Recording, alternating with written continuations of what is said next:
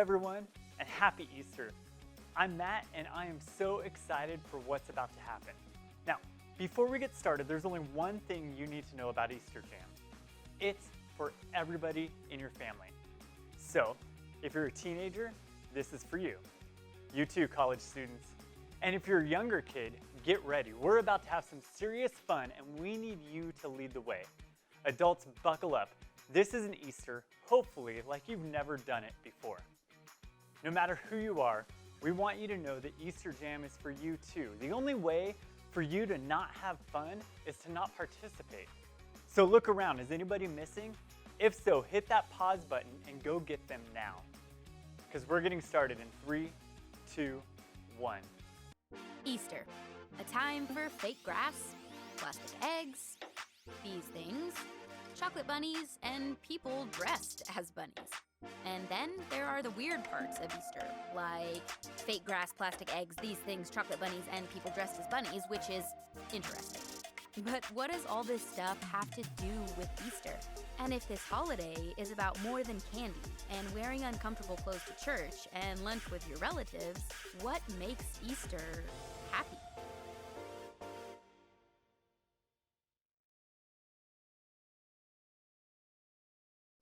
Okay, hear me out. There are only like two kinds of people in this world. People who love these things, and well, probably like most of you, you just don't get it, right? Like how can someone like something this cute and well, grainy? I don't know. Let's see how your family feels. Show me with a thumbs up if you love to eat Peeps, and a thumbs down if you don't. Okay, there's obviously a lot of different opinions out there about this. Now, no matter how you feel about eating Peeps, you're gonna love this game. Your family is going to face off in the greatest Peeps jousting competition of all time. I'm gonna explain how this works, and then I'll tell you when to get started. First, divide the room into 2 teams. Next, take 2 Peeps and assign them to a team. If you don't have any Peeps, no worries, big marshmallows work as well. And so Team A is gonna get Peep A and Team B is gonna get Peep B. Come up with cooler names like Lord Sugarcoat or Sir Sprinkles. You get the idea. You can also use a marker or Sharpie to decorate your Peeps, give them some personality. Draw a mustache on your Peep, give them some mean eyebrows, a fancy outfit. Just let your creative juices flow. Next, you have to prepare your Peep for battle, and so you're gonna take a toothpick and you're gonna stick it into each Peep. Think of the toothpick as joust or a sword, or even better, a lightsaber. It just depends on how serious your family is about the competition. Make sure the toothpick is facing forward towards the other Peep. Then you're gonna place the Peeps on a microwavable safe plate. Now, no social distancing is necessary here, right? You want the Peeps to be close together and facing one another.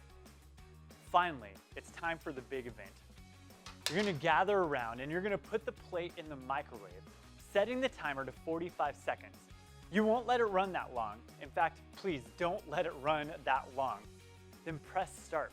Watch at a safe distance until the Peeps drop their toothpick sabers and one touches the other.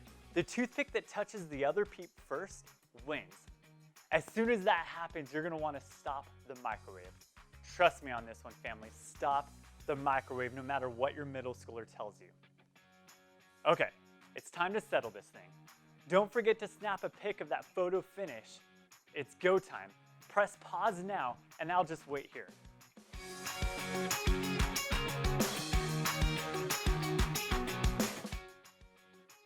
So, how did it go? Who won? I want pictures. Post them with the hashtag DFKids and tag us Discovery Fellowship in your picture. Now, I have to admit, that was a lot more fun than I thought it would be. And also, well, the end result was a little bit fun to watch.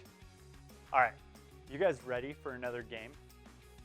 For this one, you need a laundry basket and some socks, like lots of socks. Clean, dirty, it doesn't matter, as long as they have a match. You need to go grab those things now, so why don't you press pause and then I'll explain the rest of the game.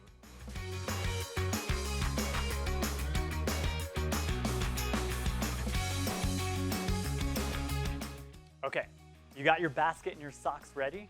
Great. Now choose 2 people to play. You also need 2 people to be scorekeepers. So to get started, you're gonna dump the socks all over on one side of the room. And don't worry, those socks will make their way back into the basket real soon. You're gonna take the basket and place it on the other side of the room. And when I say go, players are gonna grab some socks, try and find the match, of course, and then you have to roll the socks together in the shape of a ball or an egg, maybe, and then you're gonna toss them like that right into the basket. All right, now the player with the most socks together and in the basket in the end wins. Now, if you don't have scorekeepers to help you keep count, you're gonna have to keep up with your own number by yourself. That means everybody's on the honor system here. Parents, I'm looking at you too. Okay, if needed, press pause now, go get everything and everyone in position for the game, and then come back. I'll wait right here.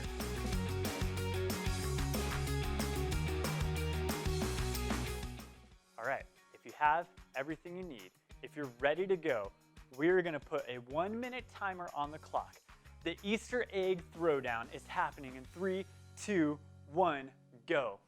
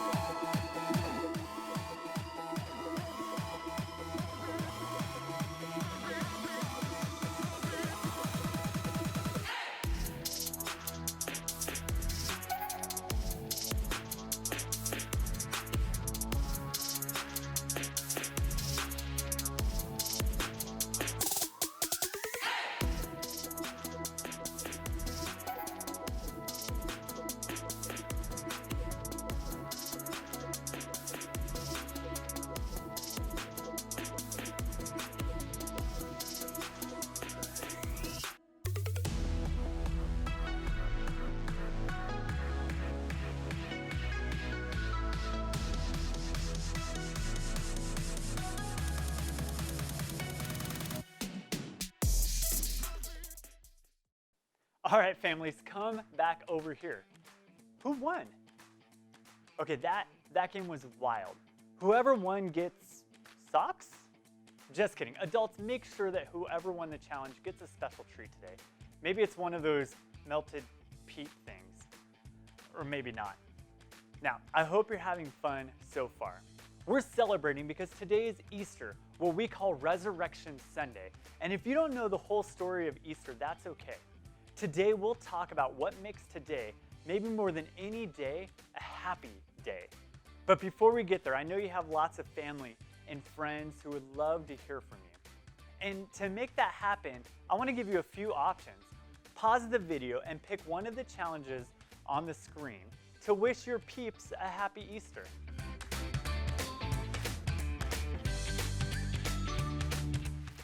Okay, good job everyone. Even though we're celebrating a little differently than we have before, that's okay. Easter is still happy. And that's not just because of peep wars or Easter baskets or chocolate bunnies, although those things are fun. It's still happy because of what happened thousands of years ago at the first Easter. It's the world's most powerful story, and yet it's so simple. So simple that it can be told with, I don't know, some laundry? In the beginning, God created everything. He formed people in His very own image. But then, we turned away from God. Sin entered the world, like a dark stain. Still, God loved us so deeply that He made a plan to rescue us. At just the right moment, God sent His very own Son, Jesus, to live among us. Jesus healed hearts and minds and bodies. Thousands gathered to hear Him teach. Instead of giving lots of new rules, Jesus turned things upside down by making it simple. Love God, love others. After 3 years of traveling and teaching, Jesus and His disciples entered Jerusalem to celebrate the Passover feast. Huge crowds gathered to welcome Him. But while the crowds cheered for Jesus, the religious leaders made plans to arrest Him He was turning their world upside down, and they wanted him gone. As Jesus celebrated the Passover meal with his friends, he told them that he would be leaving, but would return. His friends didn't understand. That night, one of Jesus' followers, Judas, led soldiers to arrest him. The religious leaders gave Jesus a fake trial and then sent him to Pilate, the Roman governor, who could have him killed. Pilate found Jesus had broken no law and tried to release him. But a mob called for Jesus to be killed. Pilate gave in and handed Jesus over to the Roman soldiers.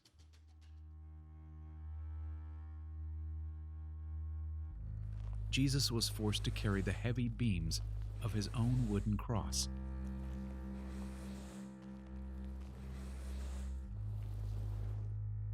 On a hill called Golgotha, the soldiers nailed Jesus' hands and feet to the rough wood. The soldiers and people who passed by laughed and mocked him. But from the cross, Jesus asked God to forgive them. Finally, Jesus called out, "It is finished." Then he died. The earth shook. Rocks split open. Even the soldiers cried, "Surely he was the Son of God."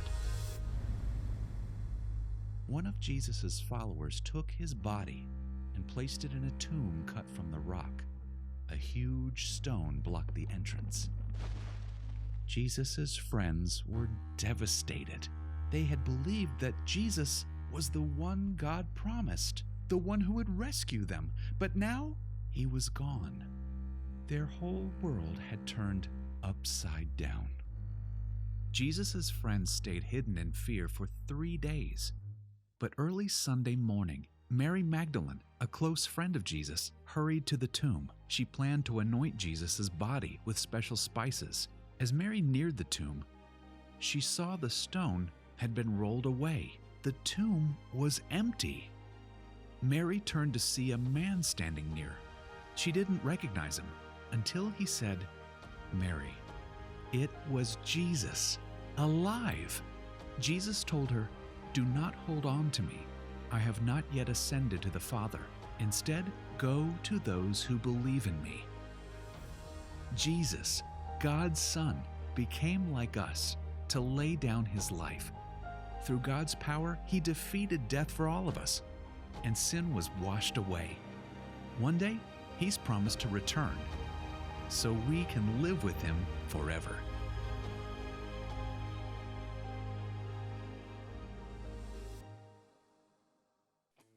Wow, I hear that story every year, actually many times a year, and it always amazes me.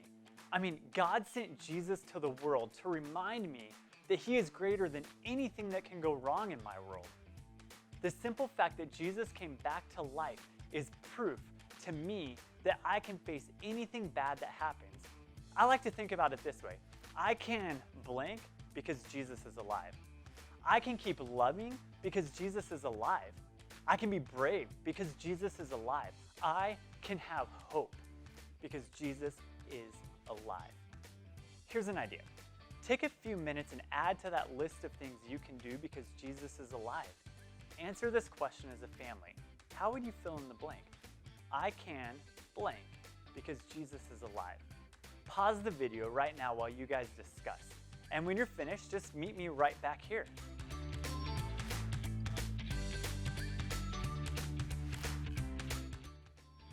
Awesome. I love conversations like these because remembering what God has done in the past helps me to trust him with what's going on in my life right now. And I hope that's true for you too. And I hope you spend the rest of the day making happy memories with your family. To get you started, here's one last challenge.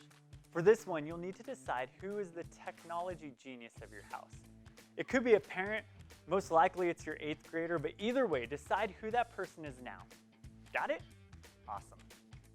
As soon as this video is over, I want you to go outside. Actually, it might be a little cold for that where you are, at least it is where I am right now. So find a spot, either outside or inside, and take a family Easter photo.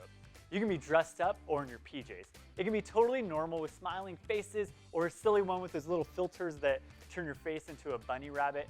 No matter how you do it, take a family photo and make it awesome.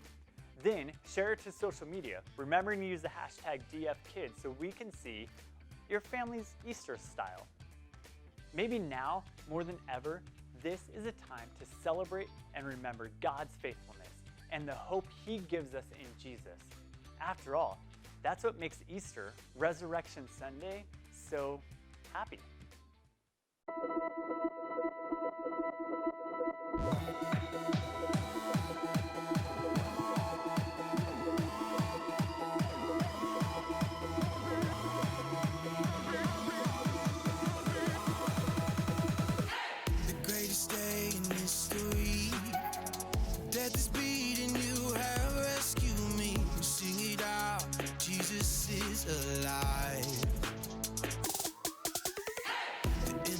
The empty grave, life eternal, you have won the day. Shout it out, Jesus is alive. He's alive. Oh, happy day, you wash my sin away. Oh, happy day, I'll never be the same.